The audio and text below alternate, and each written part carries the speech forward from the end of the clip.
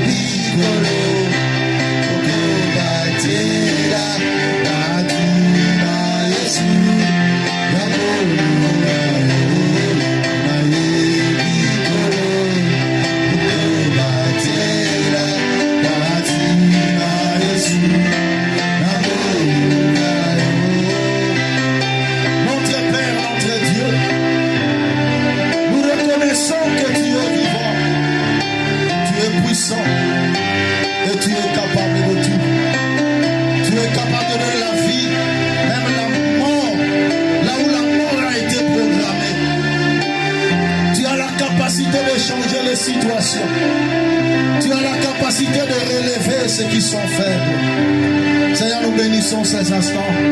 Et je bénis toute personne qui est connectée avec l'Esprit cet après-midi. Au nom de Jésus-Christ que nous avons ainsi prié. Amen. Nous acclamons très fort pour la gloire de Dieu. Gloire soit rendue à l'Éternel. Saluons-nous les uns des autres. Déclare une parole de bénédiction pour ton frère et ta soeur qui est à côté de toi. Dis-lui que tu es heureux. Dis-lui que tu es béni parce que tu es là. Amen. Est-ce qu'il y a quelqu'un qui est dans la joie cet après-midi? Non, je pose la question. Y a-t-il quelqu'un qui est dans la joie cet après-midi? Est-ce que tu peux exprimer ta joie par des acclamations à l'honneur de notre Seigneur, à l'honneur de notre Dieu? Gloire à l'Éternel Dieu. Merci. Nous bénissons le Seigneur et nous vous souhaitons la bienvenue cet après-midi dans ce grand programme de prière. Que le Seigneur vous bénisse abondamment et que la grâce de Dieu vous soit pleinement multipliée. Nous sommes dans 2 Rois au chapitre 4. Nous allons lire à partir de verset 38 jusqu'au verset 41. 2 Rois chapitre 4 à partir de verset 38 jusqu'au verset 41. Nous lisons la parole au nom de Jésus. Élisée revint à Gilgal, et il y avait une famine dans le pays. Comme le fils de prophète était assis devant lui, il dit à son serviteur, « Mets le grand pot et fais cuire un potage pour le fils de prophète. » L'un d'eux sortit dans le champ pour cueillir des herbes. Il trouva de la vigne sauvage et il cueillit des coloquines sauvages plein son vêtement. Quand il rentra, il le coupa en morceaux dans le pot où était le potage, car on ne les connaissait pas. On servit à manger à ces hommes, mais dès qu'ils eurent mangé du potage, ils s'écrièrent, « La mort est dans le pot, homme de Dieu. » Et ils ne purent manger. Élisée dit, « Prenez de la farine. » Il en jeta dans le pot et dit, « Sers à ces gens et qu'ils mangent. » Et il n'y avait plus rien de mauvais dans le pot. Parole du Seigneur. Amen. Voilà, nous allons partager pendant quelques minutes cette portion d'écriture, mais j'aimerais introduire tout doucement mon enseignement et ma prédication de cet après-midi en vous expliquant d'abord en long et en large cette histoire et on va entrer en profondeur. Il était une fois Élisée qui était un grand prophète de Dieu en son temps, qui avait reçu la double portion de l'esprit d'Élie.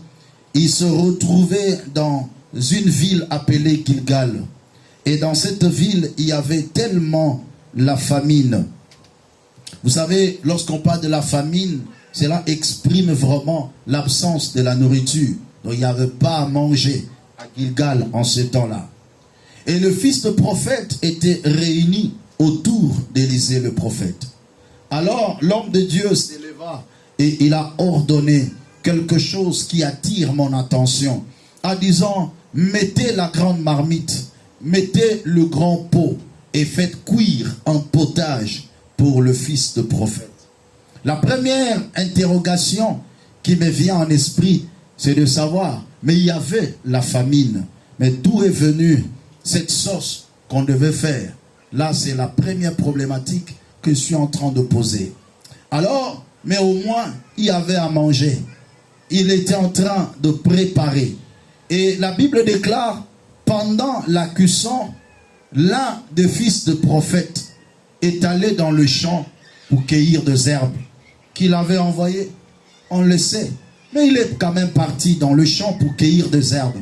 La Bible déclare, il trouva de la vigne sauvage et il cueillit des coloquines sauvages. Les coloquines sauvages sont semblables à des feuilles empoisonnées. Alléluia. C'est comme ça que vous devez le comprendre pour mieux maîtriser la quintessence de l'enseignement. C'était comme de feuilles empoisonnées. Et lorsqu'il arrive, personne ne l'avait vu et personne ne connaissait cela. La Bible déclare, il coupa dans le pot en morceaux les coloquines sauvages là où il y avait du potage. Et pendant la cuisson, les Colocains sauvages ont empoisonné la nourriture. Après la cuisson, on devait servir les gens à manger. Dès qu'on a servi les gens, l'abbé déclare, ils s'écrièrent, la mort est dans le pot, homme de Dieu. Ils ne pouvaient plus manger cette nourriture parce que les Colocains sauvages avaient abîmé la nourriture. Les Colocains sauvages avaient empoisonné la nourriture. Deuxième problématique se pose. Que devons-nous faire maintenant? Comment faire pour départager l'empoisonnement et la nourriture? L'amertume et la sauce. Comment le départager? Ça, c'est la première des choses. Deuxième des choses, est-ce que c'était possible de les départager? Si ce n'était pas possible, qu'est-ce qu'on devait faire? Si ce n'est de renverser la marmite parce que ce potage n'était plus important. On ne peut pas le manger. Et on ne peut pas aussi enlever l'amertume ou l'empoisonnement dans ce pot. C'était quasiment impossible. Alléluia. Mais pendant qu'il voulait prendre une décision, la Bible déclare, l'homme de Dieu cria, apportez la farine et mettez la farine dans le pot où il y avait le potage. Ils ont pris la farine, ils ont mis dans le pot où il était le potage. Mais la question se pose, qu'est-ce que la farine avait de proportionnalité avec le potage? Le potage, c'est semblable à une sauce. Mais allez-y comprendre, une sauce où on met la farine, je ne sais pas si on devait faire un foufou ou une foutou, je ne sais pas. Alléluia. Mais au moins, il dit, mettez la farine. Et lorsqu'il a mis la farine dans le pot où il y avait le potage, au lieu que la farine fasse autre travail, mais le travail de la farine, c'était d'aller détruire l'amertume, d'aller détruire l'empoisonnement qui était déjà affecté dans la sauce. Et l'abbé déclare, lorsqu'on a servi les gens à manger, il n'y avait plus rien de mauvais. Alléluia. Est-ce que vous êtes ensemble avec moi? Est-ce que quelqu'un peut acclamer pour Jésus? Ça, c'est la lettre. Comme la Bible déclare, la lettre tue, mais c'est l'esprit qui donne la vie. Et l'esprit, c'est l'interprétation de la lettre. La parole prophétique qui sort dans un texte lit. On peut lire la parole de Dieu, c'est bien. Mais ce qui est plus important, c'est comprendre la parole. Le plus important, c'est tirer la révélation qui découle de la parole de Dieu. Parce que lorsque l'Éternel parlait dans l'Ancienne Alliance, Dieu parlait en forme imagée. Et un homme révélé doit savoir interpréter l'Ancienne Alliance afin de donner la vie. Parce que la Bible déclare à la loi et au témoignage, si l'on ne prêche pas ainsi, il n'y aura point d'aurore pour le peuple. Il n'y aura point la lumière pour les enfants de Dieu. La lumière sort lorsque nous prenons la loi et nous interprétons la loi selon les Écritures. Parce que la Bible s'interprète par elle-même. Aucune lettre de l'Écriture ne peut être l'objet d'une interprétation personnelle. Mais c'est poussé par le Saint-Esprit que les hommes ont parlé de la part de Dieu. Je suis venu dire à quelqu'un, il y avait la famine dans le pays. Comme parfois aujourd'hui, il y a la famine dans le pays. Il y a la famine dans le monde. Le Seigneur l'avait prédit déjà que vers le temps de la fin, les temps deviendront difficiles. Nous sommes parfois dans ce temps-là où le temps est devenu difficile, où parfois tout le monde souffre, où parfois tout le monde crie, où parfois tout le monde gémit. Mais c'est pas ça d'abord le problème. Le problème ici c'est quoi? Il y avait la famine dans le pays. Mais l'homme de Dieu s'élève. Vous savez que l'homme de Dieu a été toujours l'incarnation de Dieu. Parce qu'il tient la place de Dieu. Comme Dieu pouvait dire à Moïse, je te fais Dieu devant Pharaon et tu prendras la place de Dieu devant mon peuple. Alléluia. Lorsqu'un homme de Dieu s'élève devant le peuple de Dieu, il tient la place de Dieu. Et je représente Élie ici, la représentation parfaite de Dieu, mais qui déclare, prenez le grand pot, prenez la grande marmite. Dans d'autres versions, on parle de la marmite. Dans d'autres versions, on parle de vase. Dans d'autres versions, on parle aussi de pot. Comme ici, dans ma version, on parle de pot. Prenez le grand pot, c'est-à-dire la grande marmite. Le berger va m'accompagner. 2 Corinthiens chapitre 4, verset 7. Ici, on parle de la grande marmite. Donnez-le le micro parce qu'il va m'accompagner rapidement. Gloire à l'éternel Dieu. 2 Corinthiens chapitre 4, le verset 7. Lisez les Saintes Écritures. 2 Corinthiens chapitre 4, le verset 7. J'ai eu la parole au nom du Seigneur. Amen. Nous portons ce trésor dans des vases de terre, afin que cette grande puissance soit attribuée à Dieu, pas à nous. Et non à nous. Je reprends le texte. La Bible déclare, nous portons ces grands trésors, mais dans des vases de terre. La vie d'une personne, la vie d'un chrétien est semblable à un vase. Mais ce que j'apprécie, c'est que la Bible précise en disant que nous portons un grand trésor dans des vases de terre. Alors rentrons maintenant dans notre histoire. La Bible déclare qu'il y avait la famine dans le pays. La famine atteste l'absence de la nourriture. Mais dans le vase, il y avait un grand trésor. Donc en ce temps-là, la nourriture était un grand trésor. Parce que la nourriture était rare. On ne pouvait pas le trouver partout. Mais l'homme de Dieu déclare qu'il y a la nourriture dans ce vase. Je déclare et je prophétise. Il peut y avoir la famine dans ta famille. Mais en toi, il y a une bénédiction de Dieu. Il peut y avoir la crise financière mondiale. Mais en toi, il y a la bénédiction de Dieu. Ta vie est tellement spéciale. Même si le monde gémit, mais toi tu as quelque chose de Dieu. Même si le monde souffre, mais toi Dieu a mis en toi quelque chose. Le problème parfois on s'ignore. Tu ne connais pas la valeur que tu as. Tu ne connais pas le grand trésor que tu portes. C'est alors que tu pleures comme tout le monde. C'est alors que tu gémis comme tout le monde. Dans ta famille, il peut y avoir la malédiction héréditaire. Je sais que la malédiction héréditaire existe, mais cela m'importe peu. Ce que moi je sais, ce qui est en moi est différent de ce qui est dans ma famille. Ce qui est en moi est différent de ce qui est dans ma maison. Ce qui est en moi est différent de ce qui est dans ma nation. Je déclare et je prophétise. Tu as quelque chose de très important en toi. Tu as une qualité importante en toi. Tu as une valeur importante en toi. Découvre-toi toi-même.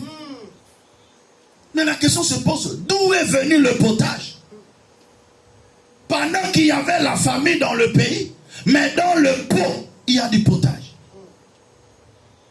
La Bible déclare, n'appelle pas conjuration ce que les gens de ce monde appellent conjuration. C'est-à-dire, n'appelle pas souffrance ce que le monde appelle souffrance. N'appelle pas difficulté ce que le monde appelle difficulté. Pourquoi? Parce que tu as quelque chose de très spécial qui te démarque. Tu as quelque chose de spécial qui te différencie. C'est l'Éternel qui avait ordonné qu'on le mette. Ce n'est pas un homme. Ce que tu es, ce n'est pas ce que l'homme dit. Mais ce que tu es, c'est ce que Dieu lui-même a décidé. Alléluia. Si Dieu décide qu'on mette une bénédiction en toi, cela ne dépend pas de ta famille. Voilà pourquoi tu pouvais dire, si je regarde vraiment ma famille, est-ce que quelque chose de bon peut venir de moi? Parce que d'ailleurs ma soeur n'est pas bénie, mon grand frère n'est pas béni, d'ailleurs mon père n'est même pas béni, d'ailleurs on n'a rien. Est-ce que quelque chose peut venir de moi? Je suis venu dire, toi tu es spécial, toi tu n'es pas comme eux. Voilà pourquoi ne pleure pas comme eux, parce que tu n'es pas comme eux. Quand tout le monde dira conjuration, rassure-le, parce que tu as quelque chose de Dieu. La Bible déclare dans Ésaïe 60, verset 1 à 2. Lève-toi, sois éclairé, car ta lumière arrive. Voici les ténèbres couvrent la terre. L'obscurité couvre le peuple. Mais sur toi, l'Éternel s'élève. Alléluia. Même quand les ténèbres vont couvrir le peuple, mais sur toi, il y a une lumière de Dieu qui brillera. Je suis venu dire à quelqu'un, tu es semblable à Goshen. Les ténèbres peut être envoyées dans tous les pays d'Égypte. Mais à Goshen, parce qu'il y avait le peuple de Dieu, une lumière de Dieu brillait toujours. Là où il y a un enfant de Dieu, il y a toujours une lumière qui brille. Tu peux vivre dans un pays rempli de ténèbres, mais toi tu es en train de briller. Alléluia. Je déclare et je prophétise. Même s'il y aura les ténèbres dans toute ta famille, tu seras la seule qui priera. Et à cause de ta lumière, les rois marcheront à la clarté de ta lumière. Alléluia. Est-ce que je parle à quelqu'un? Ta famille sera bénie à cause de toi. Parce que si toi tu es éclairé, tu éclaires aussi les autres. Tu étends ta lumière, les rayons de ta lumière éclairent les autres. Lisez-moi le verset 3.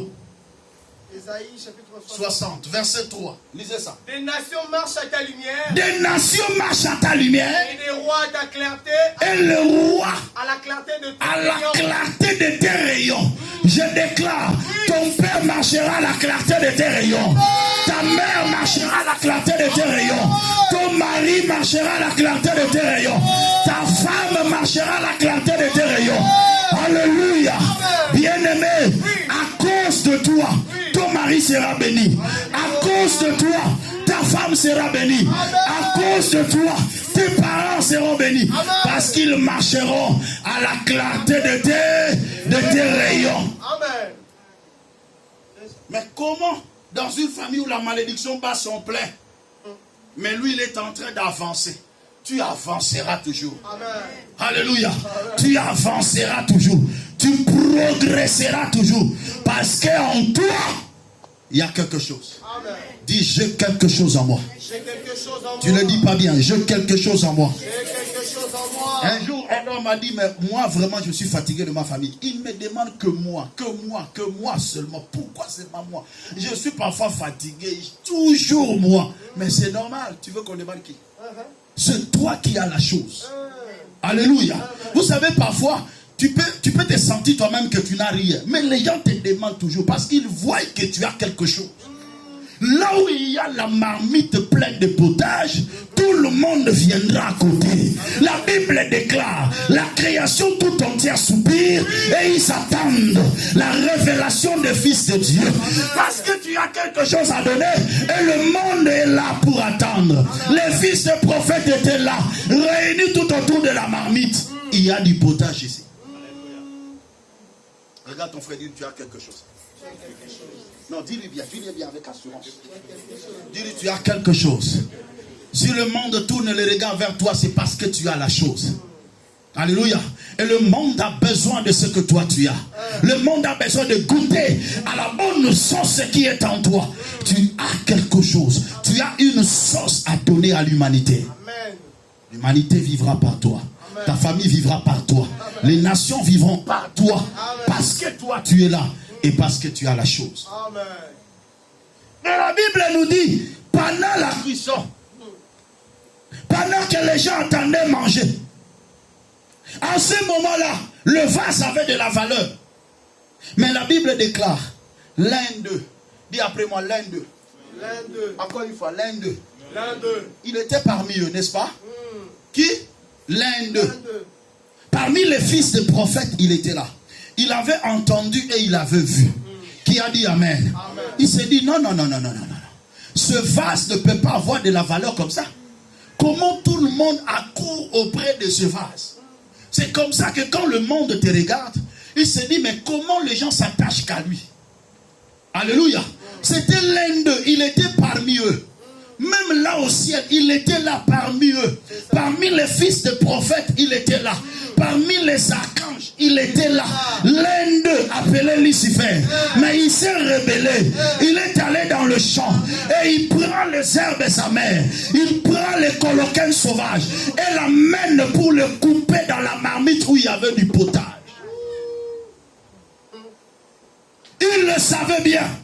Il avait entendu et il avait vu lorsqu'on avait ordonné qu'on mette la chose.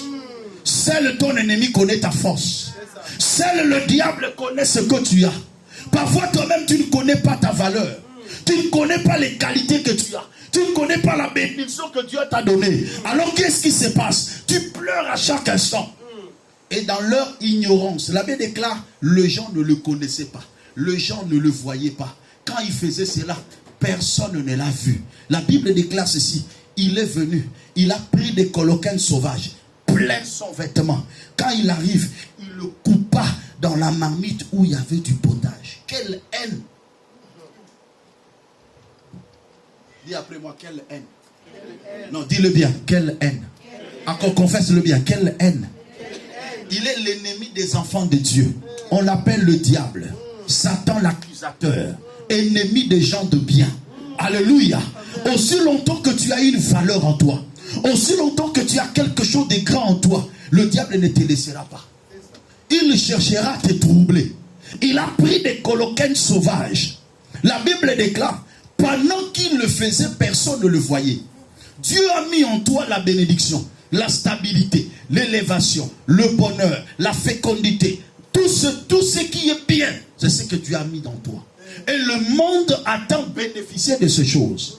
Mais le diable maintenant, lorsqu'il vient, il amène maintenant la malédiction. Il amène le blocage. Il amène la pauvreté. Il amène la mort dans ta vie. Mais qu'est-ce qui lui a poussé à faire ça? Pourquoi il a pu mettre? Parce que personne ne le connaissait. Personne n'avait vu. C'est-à-dire au moment des distractions, c'est le moment que le diable profite pour s'aimer des mauvaises choses dans ta vie. Pendant que toi tu dors, pendant que toi tu es dans le sommeil spirituel, la prière devient comme un gymnastique difficile à faire. La prière devient comme un fardeau.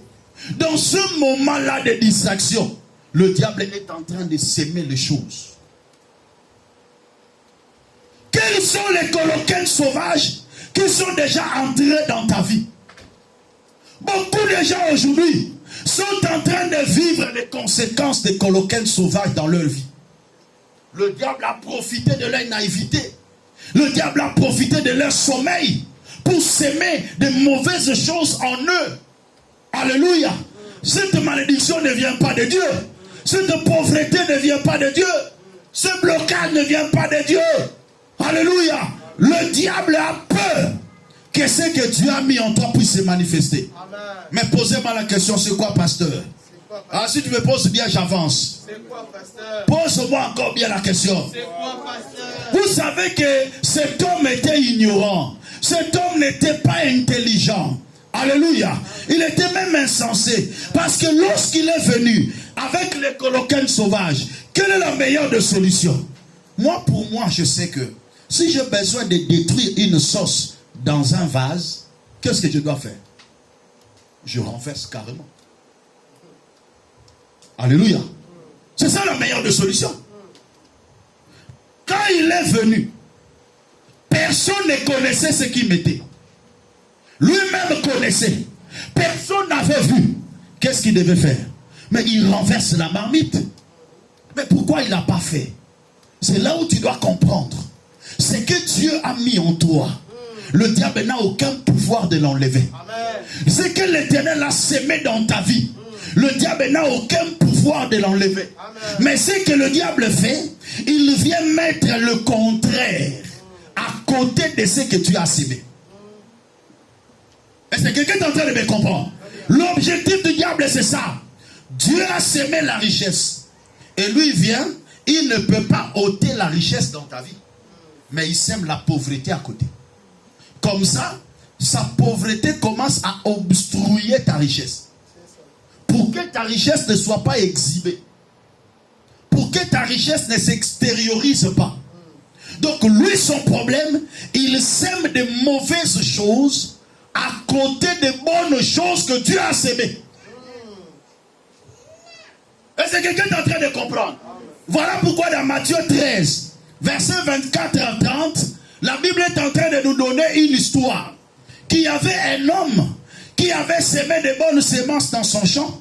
Il avait semé le blé. Mais la Bible déclare, pendant la nuit. Dis après moi, pendant la nuit. Matthieu 13, 24 à 30. Pendant la nuit, l'ennemi est venu. Oh, l'ennemi. Il est venu, la Bible déclare, il s'est mal livré parmi le blé. Mais il n'est pas sage. La meilleure des solutions, déracine le blé. Carrément. Alléluia.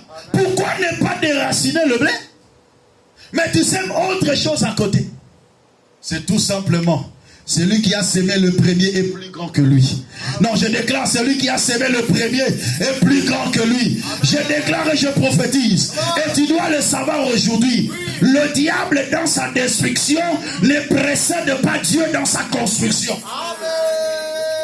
Alléluia, alléluia, alléluia. Est-ce que je peux parler à quelqu'un? Non, je vais parler maintenant. Serrez vos ceintures, je vais vous emmener dans une dimension. Le diable dans sa destruction ne précède pas Dieu dans sa construction. Mais le plus grand problème, c'est quoi? Le plus grand problème, c'est que le diable sème, grandit rapidement par rapport à ce que Dieu a sémé. C'est que le diable sème, je vais imaginer, est semblable à des herbes. Tu sais, les herbes, on n'a même pas besoin de le s'aimer. Les herbes poussent et ça pousse très vite. Alléluia. Mais ce que Dieu sème est semblable à un palmier qui prend du temps. Le palmier est là, en train de prendre des racines. Mais les herbes, l'objectif du diable, c'est quoi? Que les herbes couvrent le palmier. En fait, qu'on ne voie pas qu'il y a un palmier qui est semé ici. La pauvreté là que tu vois, c'est juste des herbes qui ont poussé vite pour couvrir ta richesse. Afin que tu te sentes que tu es le plus pauvre de la terre. Mais je suis venu dire à quelqu'un, tout arbre que n'a pas planté mon père sera déraciné. Mais l'arbre que l'Éternel a semé, personne ne peut le déraciner. Je suis venu dire encore, le diable ne peut pas déraciner ce que Dieu a semé, mais Dieu peut déraciner ce que le diable a semé. Rassurez-vous par cette parole. Fortifiez-vous par cette parole. Que personne ne se décourage devant ces difficultés. L'objectif du diable, il sait que tu as quelque chose. Vous savez, le diable ne peut jamais combattre celui qui n'est rien. Celui qui n'a rien, le diable ne peut pas le combattre. Il s'en fout de lui. Si le diable te combat, c'est parce que tu as d'abord quelque chose. Tout combat dans ta vie révèle que tu as quelque chose de contraire en toi. Est-ce que quelqu'un est en train de comprendre? Si le diable combat ta vie dans le domaine de mariage, c'est parce qu'il sait que ton élévation viendra par là. Si le diable te combat dans la maternité, il sait que ton élévation viendra par là. Donc dans chaque domaine que le diable est en train de te combattre, il sait que tu es tellement dangereux. Alléluia. Tu es tellement dangereux. Voilà pourquoi il vient pour te combattre. Mais ce que j'aime auprès de Dieu est que même s'il vient s'aimer n'importe quoi, il n'aura pas la capacité d'enlever ce que Dieu a mis. Ça me rassure. Amen. Quelles que soient les conjugaisons de circonstances, le diable ne saura jamais enlever la bénédiction qui est en toi. Amen. La grâce de Dieu qui est en toi, le diable ne saura jamais l'enlever. Alors, quand on a servi, les gens mangeaient. Les gens ont dit quoi? La mort est dans le pot. Ils ne purent manger. Qu'est-ce qui va se passer maintenant? Suivez-moi bien. Ce qui va se passer, c'est simple. C'est que tout le monde va commencer à se retirer de ce vase. Parce qu'ils diront, il n'y a plus rien de bon là-bas. Est-ce que quelqu'un est en train de comprendre? C'est ainsi que ceux qui comptaient sur toi, lorsqu'ils n'ont pas ce à quoi ils comptaient sur toi, ils se retirent toujours. C'est là où l'homme est humilié. C'est là où l'homme est négligé. C'est là où l'homme est rejeté par le monde.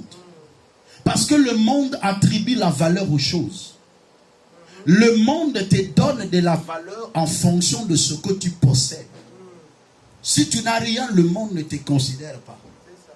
Ton mari ne va pas te considérer parce que tu n'as rien. Parfois, ta femme ne te considère pas parce que tu n'as rien. Tes amis ne te considèrent pas parce que tu n'as rien. Tout le monde devait maintenant se retirer de ce vase. Pourquoi?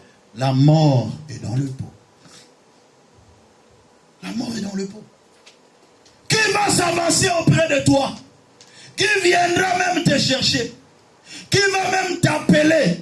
Il y a d'autres personnes, pour que son téléphone sonne, c'est un problème.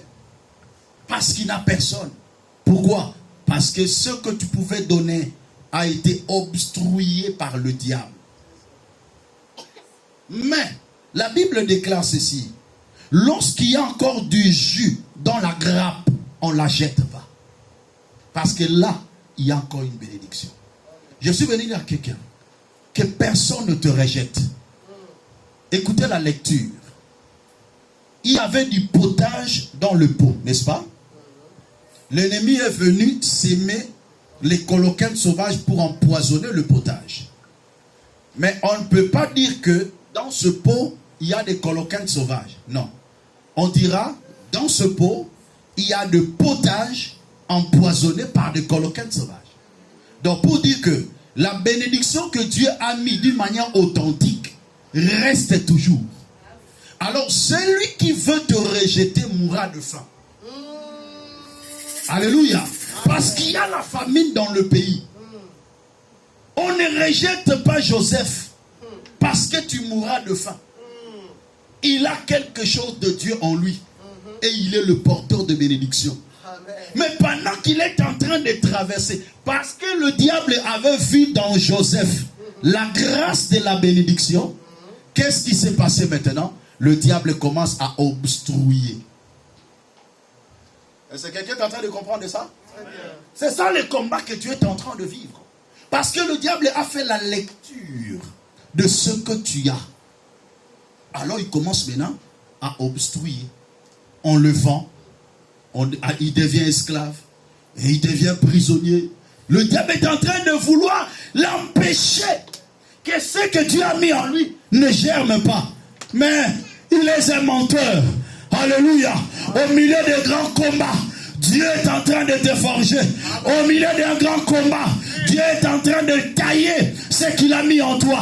Le diable ne savait pas que tous les combats qu'il imposait à Joseph, il taillait la grâce que Dieu avait mis en lui. Il amplifiait la grâce qui était mise en lui. Je suis venu te dire, bien-aimé dans le Seigneur, le combat que Dieu est en train de traverser est en train d'augmenter ton expérience, afin que tu réussisses avec éclat. Amen.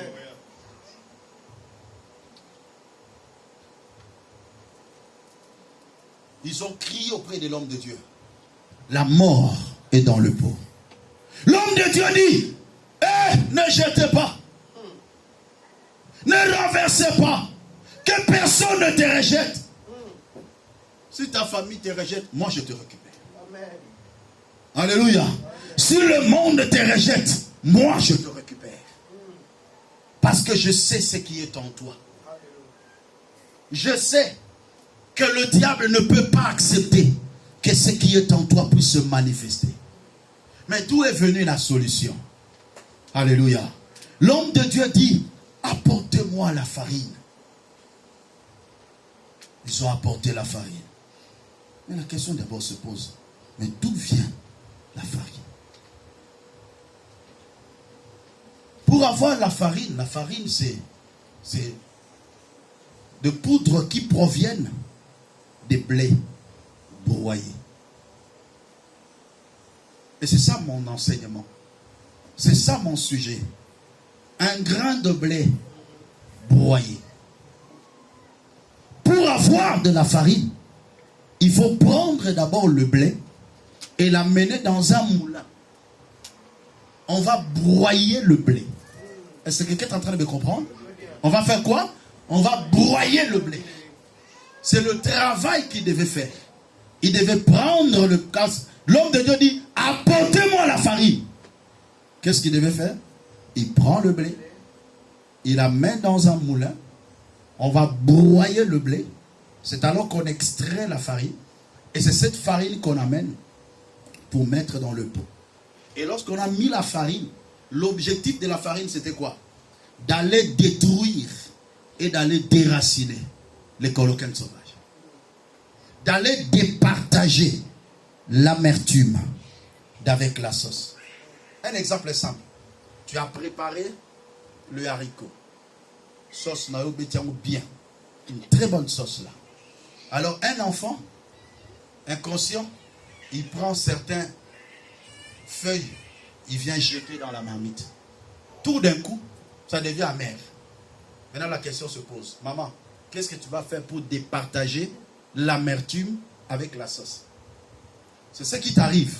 Lorsque tu regardes ta vie par rapport à des réalités, tu te dis, mais cette situation qui me colle comme ça, comment je peux me départager de ça? C'est ainsi que nous voyons que c'est impossible.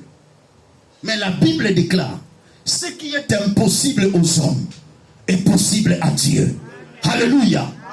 Lisez-moi Jean chapitre 12, verset 23 à 24. Il devait prendre le grain de blé qu'il devait amener dans un moulin pour que ce grain de blé soit broyé pour en extraire la farine. Lisez. Jean chapitre 12, versets 23 à 24. Jésus leur répondit. Jésus leur répondit. L'heure est venue où le Fils de l'homme doit être glorifié. Où le Fils de l'homme doit être glorifié. En vérité, je vous le dis. Si le grain de blé qui est tombé en terre ne meurt, il reste seul. Mais s'il meurt, il porte beaucoup de fruits. Il porte encore beaucoup de fruits. Lorsque le Seigneur est en train de donner cette forme imagée, il parlait de lui-même. Le Seigneur Jésus s'est représenté dans l'humanité comme un grain de blé qui tombe en terre. Il dit, je suis le grain de blé qui tombe en terre. Et ce grain de blé qui tombe en terre doit subir quelque chose. Et à l'instar de notre histoire, c'était une forme imagée qui se faisait dans le temps de prophète et qui a été accomplie à la croix de Golgotha. Lorsqu'il est venu dans ce monde, il est venu comme un grain de blé. La Bible déclare, il n'a pas regardé sa divinité comme une proie arrachée. Vous savez que le grain de blé est beau. Ça peut rester comme ça. Le blé peut dire non. Je ne veux pas passer par le moulin. Parce que là, je serai broyé. De la même manière, lorsqu'il était sur la montagne de Gethsemane, il disait, Père, si c'est possible que tu éloignes de moi cette coupe. J'allais dire, si c'est possible que tu éloignes de moi ce moulin. J'allais encore dire, si c'est possible que tu éloignes de moi cette croix. Mais lorsqu'il parlait de ces choses, il voyait nos vies dans la malédiction. Il voyait nos vies dans la condamnation, remplies de coloquins sauvages, remplies de pauvreté, remplies de blocages, remplies de sécheresse. Alors il dit non pas ma volonté. J'accepte de passer par le moulin parce qu'il n'y a que la farine qui peut donner la solution. Et moi je suis le blé. J'accepte d'être broyé. Voilà pourquoi la Bible déclare, il était brisé pour nos péchés. Il était broyé pour nos humiliations. Il était broyé pour nos malédictions. Ainsi aujourd'hui, quiconque tourne les regards vers lui, l'accepte et le reçoit dans son cœur comme Seigneur et Sauveur. Quand tu reçois Jésus-Christ crucifié, c'est lui le grain de blé broyé. Lorsque tu le reçois dans ton cœur, il détruit la pauvreté, il détruit la maladie, il détruit la malédiction, il détruit le chômage, il détruit l'envoûtement, il détruit le mauvais sort et il restaure ta vie. Je déclare au nom de Jésus, ta valeur sera restaurée au nom de Jésus. Parce que Dieu te guérit, ta valeur sera restaurée. Parce que Dieu te délivre, ta valeur sera restaurée. Parce que Dieu ôte la malédiction qui pesait sur toi. Écoutez la bonne nouvelle pour ceux qui reçoivent Jésus dans leur vie. Vous étiez semblables à ce vase, à ce pot qui avait du potage, mais aussi les coloquins sauvages. Ton problème c'est quoi? C'est créer une intimité avec le Seigneur. C'est dans cette intimité que le Seigneur va manifester sa gloire. C'est dans cette intimité avec Jésus, dans ta vie, il est en train de faire un travail. Galates chapitre 3 verset 13, la Bible déclare: de la même manière qu'il est écrit, maudit soit quiconque est pendu au bois. Christ s'est fait malédiction pour nous, afin que nous recevions la bénédiction de Dieu. Il a ôté la malédiction qui pesait sur ta vie et qui t'empêchait de prospérer, qui t'empêchait d'avancer. Aujourd'hui, bien-aimé dans le Seigneur, j'aimerais que tu reconnaisses encore davantage que Christ en nous, c'est l'espérance de la gloire. Christ en nous, il détruit les œuvres des ténèbres.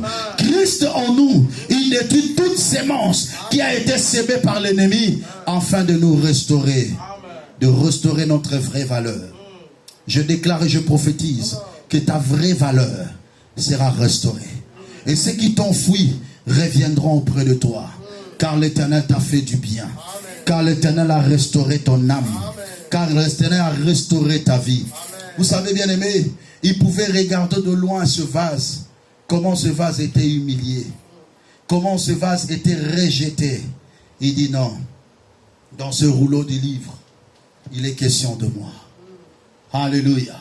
Pour ton cas, Christ a accepté la mort. Pour ton cas, il n'a pas regardé sa divinité comme une proie arrachée, mais il s'est dépouillé de sa divinité afin de te donner la vie. Aujourd'hui, reçois-le dans ton cœur. Maintiens la communion avec le Seigneur. Évite la distraction. L'objectif de l'ennemi, c'est de t'entraîner dans la distraction pour qu'il sème des mauvaises choses dans ta vie. Alors il y a maintenant un combat dans ta vie. C'est la sémence du diable et la sémence de Dieu. Laisse que le Seigneur vous bénisse et vous accorde sa grâce. Lèvons-nous, nous allons prier le Seigneur.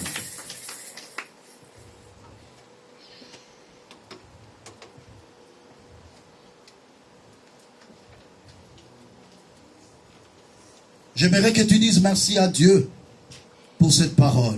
Dis à Dieu, je te rends action de grâce pour ce message. Dis à Dieu, je te loue de ce que je suis précieux à tes yeux. Je suis précieux dans ce monde. Prions le Seigneur au nom de Jésus. Alléluia. Gloire à toi, Seigneur. Gloire à toi, celui qui vit pour l'éternité. Gloire à toi qui nous parle et qui nous soutient. Gloire à toi qui nous donne la victoire. Gloire à toi, le pain de vie. Gloire à toi, le souverain dans l'univers. Gloire à toi, le créateur du ciel et de la terre. Gloire à toi, le juste juge. Toi qui as semé de bonnes choses en nous, Seigneur, je te loue de ce que tu m'as béni, de toutes sortes de bénédictions spirituelles, dans le lieu céleste en Christ Jésus. Bien-aimé, commence à remercier le Seigneur pour la bénédiction que l'Éternel a reposée sur toi. Commence à rendre gloire à Dieu. Oh Jésus, Papa, nous te disons merci pour cette grâce. Nous te disons merci, Yahweh. Alléluia. Usani iboso na yo omemide yabasa joli yamaloye yabarulame tobozile sabela bomo kisirayo Isaiah Sigo Mokozima Galilea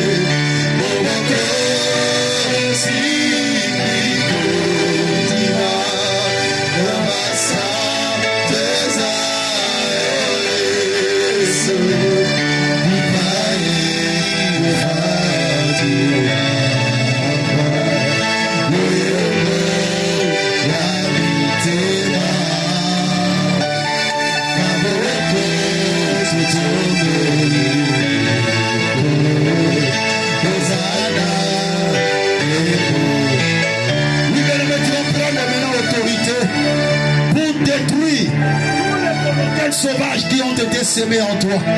Qu'est-ce que le diable a semé dans ta vie? Tu vas prendre maintenant, soit dans ta santé, dans ton mariage, dans ta vie, commence à les détruire en vertu de l'autorité qui nous a été conférée. Monter dans la dimension de prière, claquer les mains et chasser, détruire les coloquins sauvages. Nous prions Jésus. Je veux détruire toutes les sémences démoniaques qui a été semée dans la vie au nom de Jésus. Tout ce que le diable avait semé dans mon cœur, je le détruis dans le nom puissant de Jésus-Christ et Nazareth. Et ce nul est sans effet. Tout ce qui a été semé dans le monde des ténèbres, tout ce qui a été semé pendant que j'étais dans la distraction, je le détruis au nom de Jésus. Tout ce qui a été semé pendant que je dormais, je le détruis au nom de Jésus-Christ et Nazareth. Et soit détruit, je le détruis dans le nom de Jésus-Christ et Nazareth. Je détruis les œuvres du diable, les œuvres démoniaques dans la vie au nom de Jésus. Et soignez les sans effet dans le nom précieux de Jésus-Christ et Nazareth. Que les œuvres démoniaques, que les œuvres sataniques soient détruites dans ma vie dans le nom puissant de Jésus-Christ et Nazareth. J'ai vu anéanti les œuvres démoniaques qui ont été semées dans ma famille, qui ont été semées dans mon foyer, qui ont été semées dans la vie de mes enfants, dans la vie de ma femme. Je viens les déclarer les sans effet. Je viens de détruire dans le nom précieux de Jésus-Christ et Nazareth. Ils sont anéantis, ils sont anéantis dans le nom de Jésus-Christ. Les œuvres du monde, je viens détruire les œuvres de sorciers qui émergent dans ma vie. Au nom précieux de Jésus-Christ, je viens détruire les œuvres du diable. Alléluia. Naikulu, Akinaitaye, Okonzis, Amitesimika, Elamayati, Lebasuke, Koziboso, Ibosona Yawe, Nayamusano Mala, Ikomeli Biso,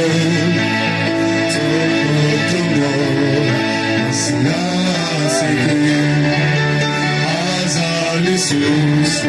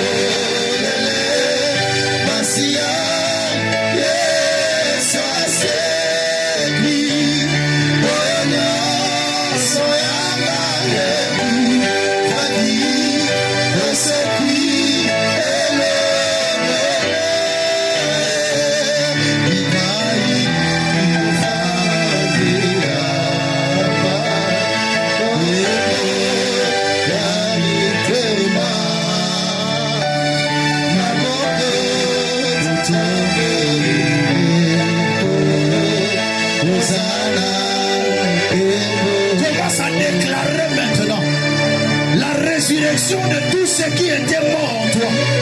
Ce que les coloquins sauvages ont détruit en toi. Commence à déclarer la résurrection. La résurrection de ta stabilité. La résurrection de ta santé. De ton mariage, de ton travail. De tes affaires, de tes projets. Commence à prier au nom de Jésus. Alléluia, alléluia, alléluia. Je déclare au nom de Jésus la résurrection de tout ce qui était enterré. La résurrection résurrection de tout ce qui était détruit dans ma vie. Au nom puissant de Jésus. Et Kalamoshete Rebedebo. Yabasenda Namadike. Et Roboshikaramaseta. Lumanebraskonta Ramadike. Et Robobobobo. Je déclare au nom de Jésus. J'ordonne maintenant la résurrection de tous ceux qui étaient morts. La résurrection de tous ceux qui étaient détruits par le diable. Dans le nom puissant de Jésus.